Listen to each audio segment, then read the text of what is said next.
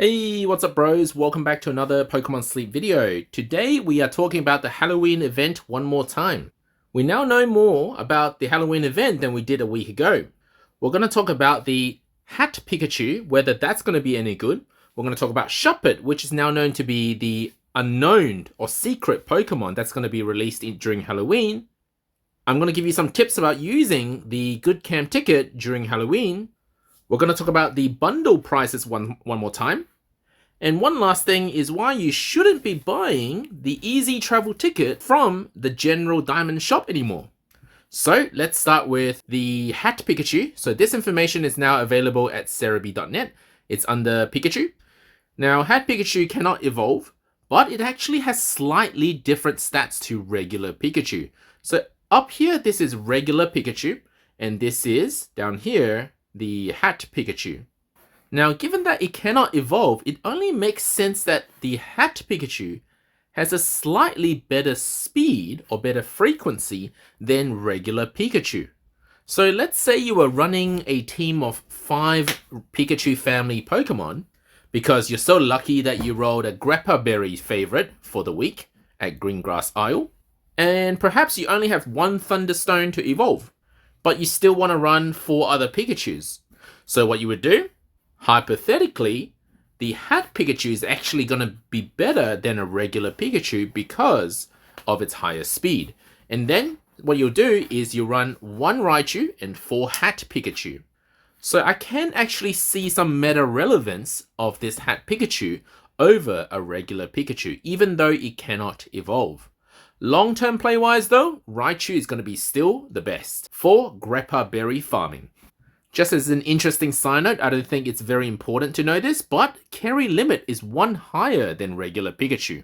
It will take 7 friendship points in order to recruit the Hat Pikachu, which is why I recommended that you run the Good Camp ticket so that hopefully one of the hungry Pokemon that you encounter during this Halloween event is going to be Pikachu, making it a bit easier to catch.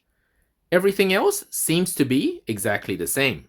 So what about Shuppet and Banette? Now before I dive into whether Banette and Shuppet is any good, there is an interesting point here.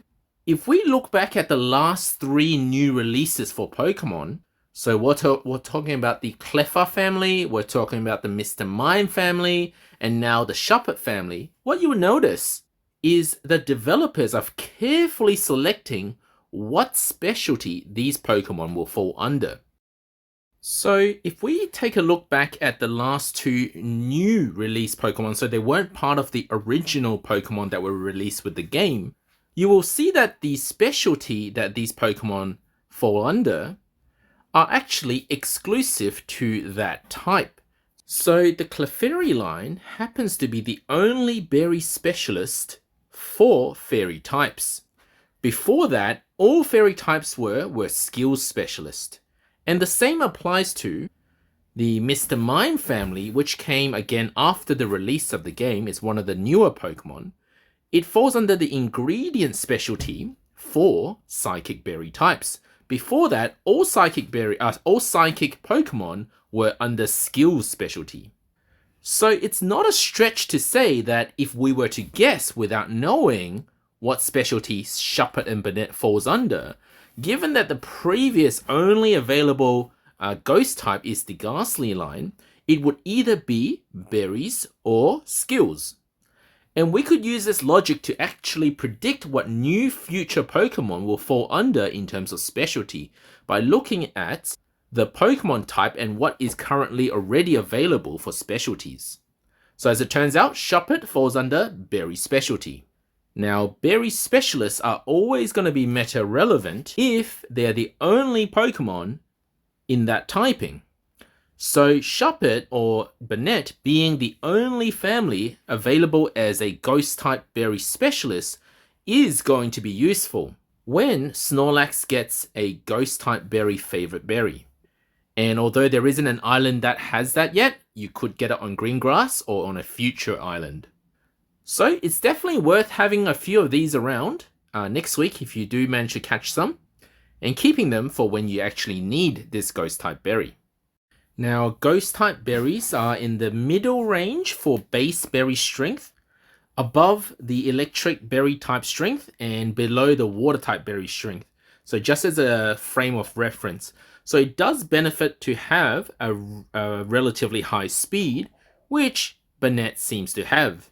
Granted, it's not as fast as Gengar, so if you had a Gengar with Berry Finding S compared to a non-Berry Finding S Banette, well, Gengar might be better. Now, it is going to be okay for you to catch Banette as is if you can. So for example, if it's really hungry, and that's because the carry limit doesn't really matter as much for berry specialists, but it still gets about 19 carry limit, which is actually a bit higher than Gengar's base carry limit. But it will cost you 16 friendship points if you do see Banette. So even if you feed a premium bonus cookie while it's hungry, you're still not quite at max friendship. So good luck if you're going to try and catch Banette. And finally, we don't really know what ingredients that Banette's going to come with, or Shuppet's going to come with. But being a berry specialist, generally there won't be any rare ingredients, so that shouldn't matter as much. So now, as promised, the tip for using Good Cam Ticket during this Halloween event, and this is very important. It's a little bit different to the advice I've given before. Now, if you've seen my previous video about this hack, you will know that you can get up to 8 hungry Pokemon using 1 Good Cam Ticket. And it's to do with the fact that whether a Good Cam Ticket is counted to the sleep depends on when you start sleeping. If you start tracking sleep within the hours of the Good Cam Ticket being active, you can get hungry Pokemon for when you wake up, even when the ticket has finished at the time that you wake up. So that means if you time it properly, generally speaking, the advice would be to start a ticket on Sunday night, then do 7 days up to the Sunday night of the 7th day, on the last day, and just before the Good Cam Ticket expires, start your sleep tracking. And even though the ticket will expire during your sleep tracking, it doesn't matter, because when you wake up, you will get your 8 hungry Pokemon from this ticket. However, there is one problem. If you don't time it properly, you're going to be missing out, because the last day is 3 times the candy. So what I'm referring to here is that day 7 of the event is actually 3 times the candy, just like day 2 of the event. If you didn't time it properly and you missed out getting your hungry Pokemon for the last day, you're going to be missing out on 3 times the candy for 1 Pokemon, that extra hungry one. And because it's the last day, there's a good chance that the hungry Pokemon will be 2 or 3 or even 4 stars. And we now know that with a nice visual guide, that the higher the sleep stars, 4 stars for example, the more the candy rewards that you can get.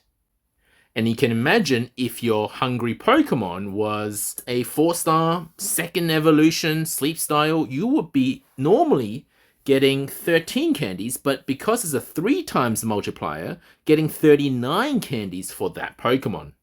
But only if you timed it properly. Now, if you're lazy like me and you can't be sure that you will remember to track your sleep while the ticket is active on the 2nd Sunday, what you should do is actually start your Good Cam Ticket on Monday night. Because Monday night is when you start getting the 2 times candy rewards. The Sunday night sleep, you don't get the 2 times candy reward. This way, you'll play it safe and you might still get your 8 days worth of extra hungry. It'll just be for the Monday after as opposed to the Sunday after. Hopefully that makes sense. If you're not sure what I'm talking about still, if I wasn't clear enough, let me know in the comments section below and I'll do my best to respond. Now, for those of you who have the diamonds to spend, if you remember my video on the bundle cost for the Halloween event, well, now we know the actual value for the bundles. They are going to be 250 diamonds, 600 diamonds, 1500 diamonds. Once again, this information pulled from Cerebi.net. And if you remember from my calculations video, so this one here, you will know that I said approximately 50% value will be relatively good. And I'd say we got pretty close to that for the actual deals. So if we add up all the value of the items in each of the packs, it comes out to be about 406 diamonds for the small, 1,000 diamonds for the M, and 2,800 diamonds for the large pack.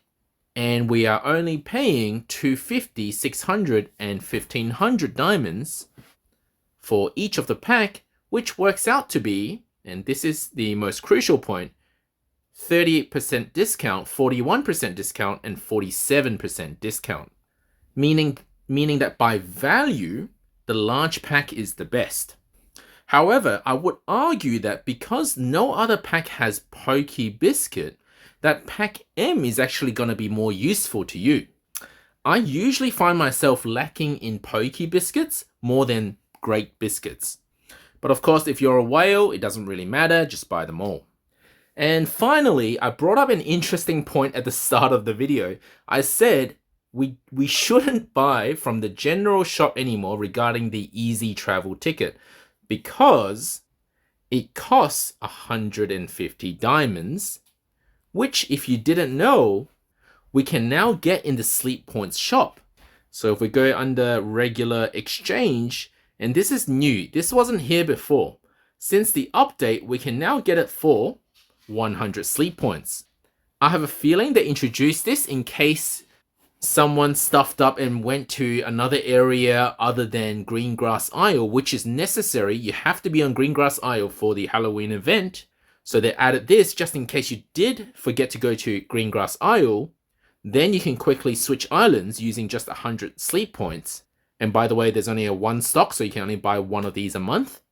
So that those players who made the wrong choice for the week wouldn't be losing out too much. When they see their friends, all with special ghost type Pokemon and double candies and Pika hats and so on.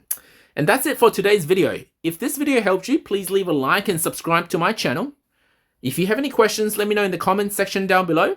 If it's a burning question and you want it answered ASAP, then come to my Discord channel. I'll leave a link in the description below.